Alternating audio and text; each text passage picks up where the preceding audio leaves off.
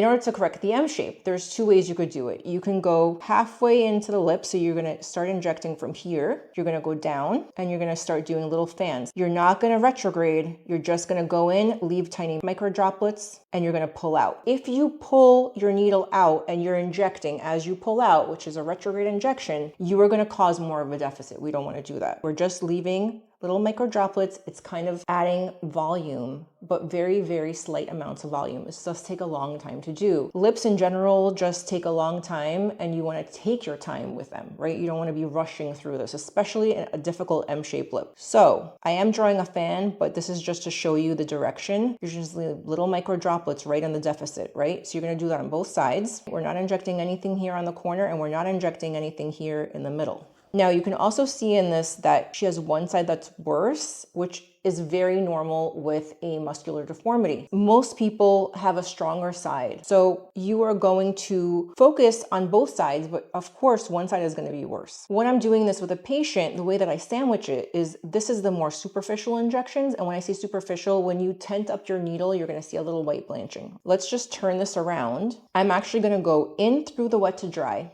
I'm going to aspirate and then I'm going to pull out. And what that's going to do is going to be a reverse retrograde. So as I go in here, I go in the deficit behind the muscle, I come back out, and you will see that it will start straightening out this curve. So instead of it being curved, it will become straight. So this is what I'm going to do in this entire area. A lot of times I've been able to lift this up to the point that now the M shape becomes a keyhole, which if you guys know me, you know keyholes are my absolute favorite types of lips to inject. So it's very satisfying to actually conquer this type of a lip because it is so difficult. Another thing you might want to do, a little bit of Botox or neurotoxin into the L-sand muscle. However, you have to make sure that the person does not have a long philtrum, right? A long distance from the base of the nose to the top of the lip. Because if you do an M-shaped lip, you will end up inverting their lip completely. They will lose their upper lip and they will hate you forever. I did this to my best friend. She hated me for a month. She kept asking me how I could reverse it, and you cannot. So learn my lesson. We don't really do that unless the person has a short philtrum.